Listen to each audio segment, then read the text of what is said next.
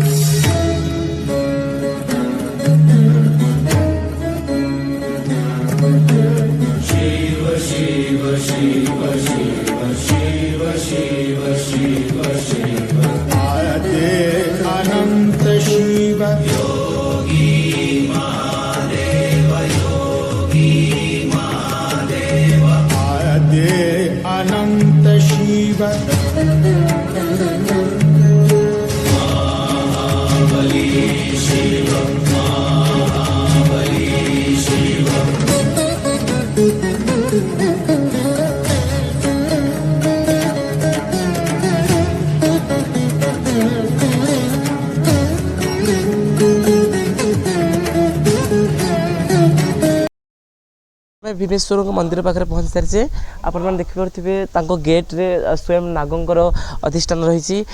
नागेन्द्र हाराय बोली कहुए शिव को जहाँ बेकर नाग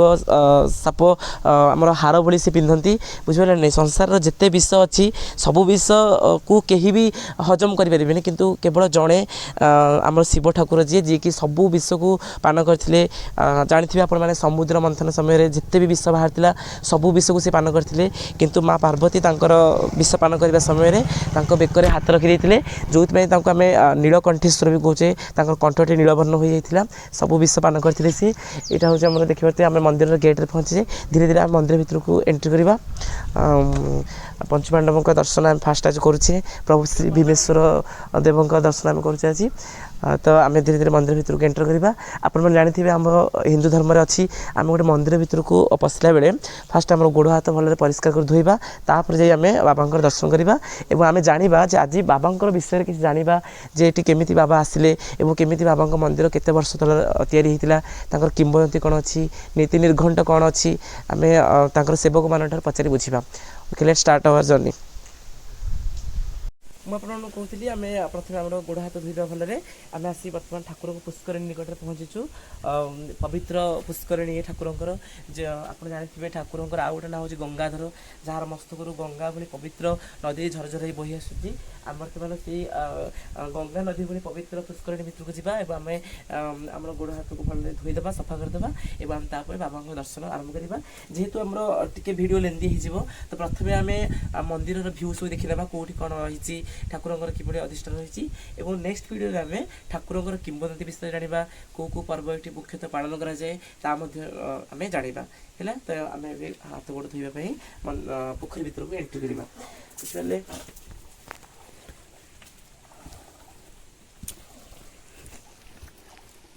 ए मंदिर रे गोटे आउ गोटे भल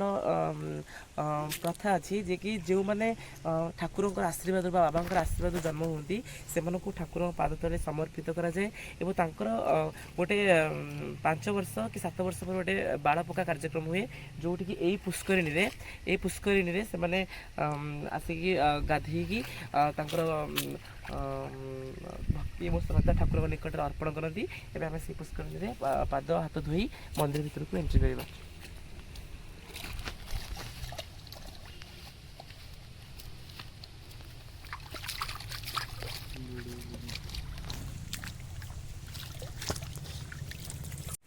एबे आम हाथ गोड़ बहुत भल परिष्कार कर धोई देती एबे आम मंदिर भीतर को एंट्री करवा बाबा दर्शन करवा और ता सहित माता पार्वती भी दर्शन करवा देखिए सुंदर चित्र मंदिर केते वर्ष तले मंदिर होता जाना पचारि बुझा प्रथम आम मंदिर भ्यू देखी ना तापर आम सेवक मान पचारि मंदिर किंवदंती विषय में किसी ज्ञान आहरण करवा है तेज मुझे सब भ्यू देखी धीरे धीरे आप आसतु निश्चय बाबा भीमेश्वर को दर्शन करेंगे और ये जो सुंदर परिवेश मजा उठेबे किभली भाव में ये प्रति वर्ष लक्ष लक्ष भक्त आसिक रुंड हुई से बाबा आशीर्वाद को ग्रहण करती एवं आम मंदिर फ्रंट रे आम ठियाचे मंदिर ठीक सामने ठियाचे मुझे बाबा पाखक आपण मानक नहीं जी आप बाबा मंदिर भीतर बसे मुझे एंट्री कली आप जानते मंदिर निश्चय मारिबा और प्रथम आम भूषम ठाकुर आम दर्शन आरंभ करवा आप धीरे धीरे बाबा पाखक आसले देखिपे प्रभु श्री भीमेश्वर शिवंकर सी अन्य रूप अकर्म कर्मदायक प्रभु भोलानाथ सी आप देखु प्रभु भीमेश्वर अपूर्व दृश्य आप दर्शन करूँ ये हूँ पातालपिठा लिंग बहु वर्ष पूर्वे एठारे पाताल स्वयं भगवान निजे लिंग रूप से लोक मान दर्शन देते तार किंवदंती तो नेक्स्ट वीडियो आपको जनइबी तो आप भ्यू देखो बर्तमान आप दर्शन करूँ बहुत भल भाव बाबा प्रभु श्री भीमेश्वर देव को अकर्म कर्मदायक ओम त्रयंबकं जामहे सुगंधिं पुष्टिवर्धनम कृपारूपमेव वंदनात् नित्यमुष्यमामृतात् ओम नमः शिवाय हरि ओम नमः शिवाय एठार आउ गोटे बहुत भल कथा रही कि एठारे ठाकुर पूजा कराए तुलसी पत्र लागू कराए आपण मैंने जानते बेसिकाली शिव को पूजा कला बेले आम बेलपत्र पूजा अर्चना कराए किंतु यही मंदिर में पंचपांडव मंदिर में तुलसी पत्र भी लागू कराए कहीं जेहेतु महाभारत युद्ध समय प्रभु श्रीकृष्ण निर्देश में पंचपांडव महाभारत युद्ध को जय करते तेणु श्रीकृष्णर किसी अंश भितर देखा मिले तेणु श्रीकृष्ण पाखे जमी तुलसी पत्र लागू कराए सेमती बाबा भीमेश्वर और अन्य चारि पांडवों पाखे तुलसी पत्र लागू कराए तेणु आपने नेक्स्ट टाइम आसवे निश्चय बेलपत्र सहित तुलसी पत्र आने कदापि भूलें नहीं ओके तो आम देखा ये त्रिनाथ देव ठाकुर रही प्रति संक्रांति ये मेला भी हुए सोमवार मेला हुए जार थाए तो चाचका थाए मेला करती तो ये हूँ त्रिनाथ देव ठाकुर धीरे धीरे आम मंदिर चतुर्पार्श्व आड़ बुली जा आपने देखो धीरे धीरे मंदिर चतुर्पार्श्व केते सुंदर मंदिर बनाई बहुत दिन मंदिर ये अनेक लोकंर बहुत मनस्कामना पूर्ण कराई आपण मैंने देखिपे प्रभु श्री गणेश दर्शन करेंगे वक्रतुंड महाकाय सूर्यकोटि समप्रभ निर्विणम कुर्मे देव सर्वकारेषु सर्वदा प्रभु श्री गणेश जी की ज्ञानदाता एवं आम धीरे धीरे कार्तिक पाखक जा गणेश ठाकुर आप दर्शन कले मंदिर चतुर्पार्श्व आप जानी शिव मंदिर हूँ एमती एक जगह जो चारिपटे आम गणेश को कार्तिक को माता पार्वती को दर्शन करने पाइबा एवं आम धीरे धीरे कार्तिक पाक जाऊे आपने देखिपे प्रभु श्री कार्तिक दर्शन कर प्रभु श्री कार्तिकाय नमः एवं आम बाबा दर्शन धीरे धीरे आसूँ ये हूँ बाबा कार्तिक शिवंकर परिवार कहले चले दुई पुत्र गणेश और कार्तिक और माँ पार्वती अधिष्ठात्री तेरे आम पार्वती मंदिर को जा पार्वती मंदिर को जी हूँ शिवंकर जाया माँ भवानी माँ रुद्राणी से माँ शिवानी मंदिर को आम जा देखा के सुंदर भाव मंदिर को तैयारी माता पार्वती मंदिर देखो महात्मा भर नहीं आसी के सुंदर भाव सजाई माँ मंदिर को फ्रंट भी देखो माँ मंदिर नेत्र केमती फर फर उड़ी उठी आम धीरे धीरे माँ मंदिर भर को प्रवेश करवा देखो जुगे जुगे माँ आशीर्वाद रे संतान सब सबकि जय करें तो से माँ पार्वती आम दर्शन करवा देखिपे माता पार्वती पाखक आम आपको दर्शन करने पड़ूँ माँ मंदिर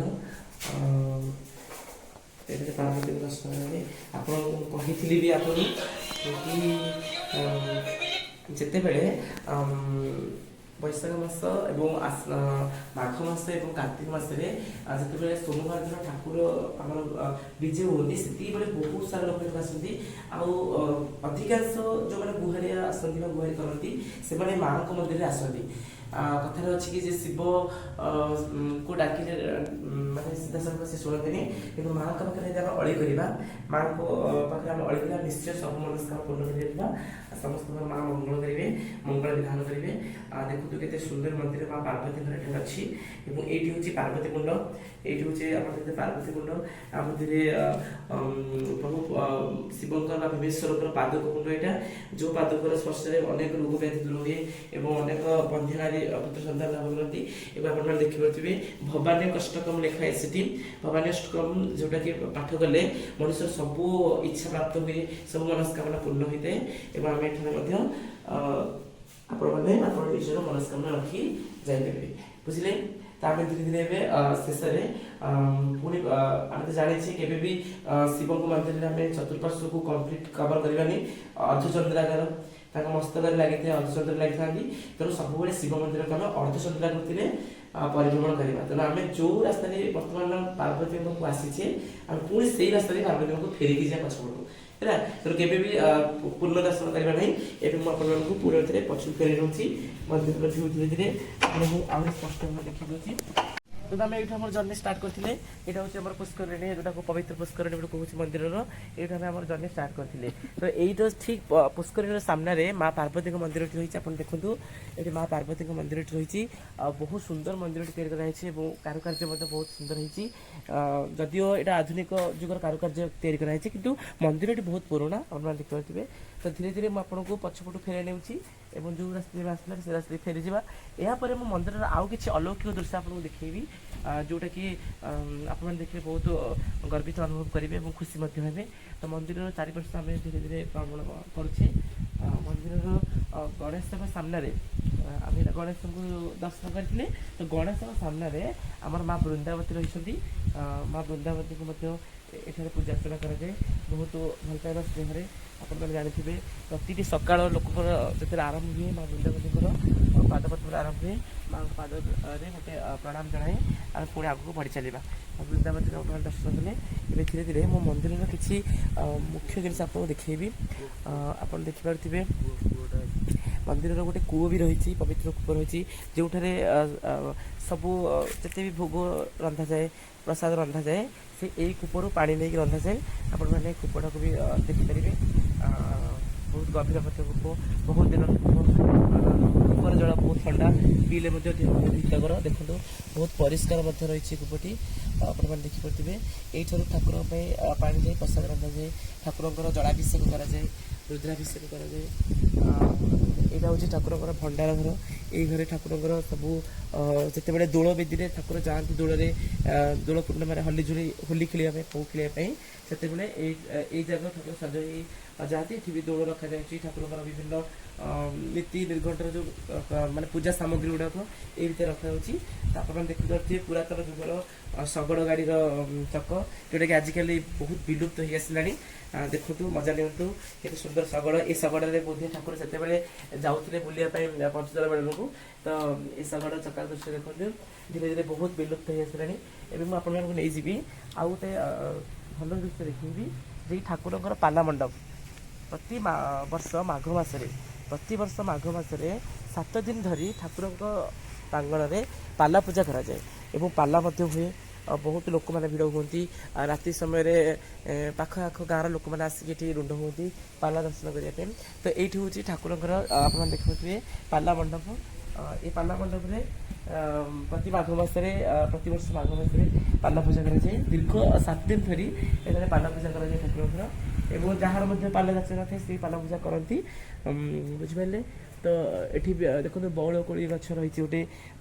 जोटा कि ठाकुर मंदिर प्रांगण सौंदर्य परिवर्तन कर दोल बेदी भी आप देखिए ठाकुर जो दोल यात्रा जाती तो आसिक यही जगह रहीकि निज रेस्ट नियंती ये जगह देखते दोल बेदी आ सबुठ इंटरेस्टिंग कथा हूँ जोटा आपण मैंने बहुत भल भाव जानी जगन्नाथ नवकलेवर करा हुए सेते बेले जगन्नाथंकर दैतापति माने जगन्नाथंकर रथ जगन्नाथंकर विग्रह निर्माण करने प्रतिवर्ष कौन करती प्रतिवर्ष नुहे यहाँ आम नवकलेवर सेमती कही हुए जो जोड़ा आषाढ़ पड़ जाए से जोड़ा आषाढ़ नवकलेवर हुए तो नवकलेवर दैतापति मैंने कौन करती ना दारू सन्धान जाती जे कौटी एमती किसी लिंब गछ थाए जोटार किसी स्पेशलिटी थाए जोटि कि भगवान आदेश क्रमे से जाती दैतापति मैंने खोजी खोजी जाती एवं सेठारे दारूर सन्धान करती एवं से दारू स्वयं परम ब्रह्म दारू ब्रह्म श्री जगन्नाथंकर विग्रह स्थापित होता है बुझिपारे तो